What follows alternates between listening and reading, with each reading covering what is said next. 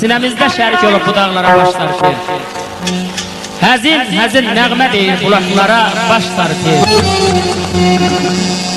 Tanrı verəm paydı valla Şəlalədir çaydı valla Bax sığınanda koydu valla Ayr ahır uzaklara başlar ki Başlar ki Gah cılgındır, gah ürkəkdir Təmiz vicdan, saf ürəkdir Ay dostlar, Gədəbəydə duz çörəkdir Qonaqlara başlar ki Başlar ki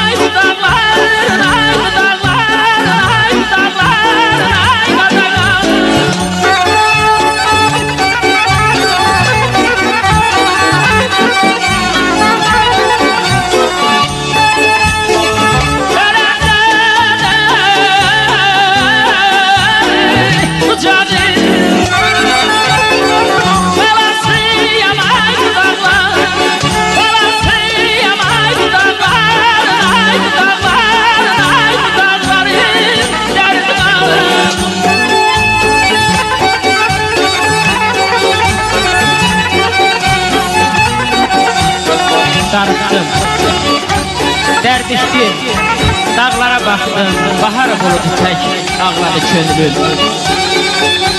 Hər ocaq daşına gözümü sıxdım, coşdu bulaq kimi, çağladı könlüm, çağladı könlüm.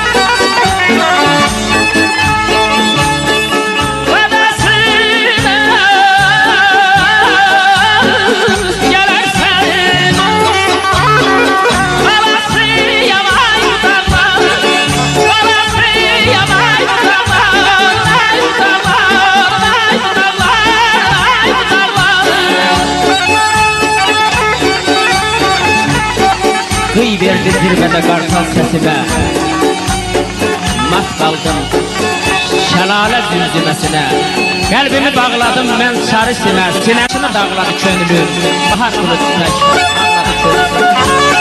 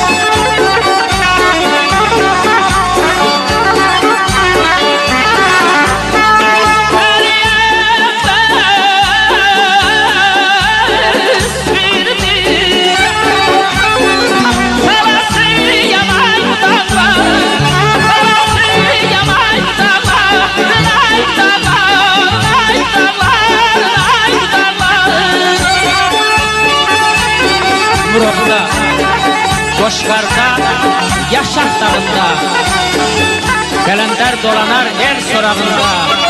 Ya uzaqda olun, ay Səməndərdə, ya da yaxında, mən harda olsam da, dağdadır könlüm, eşq olsun.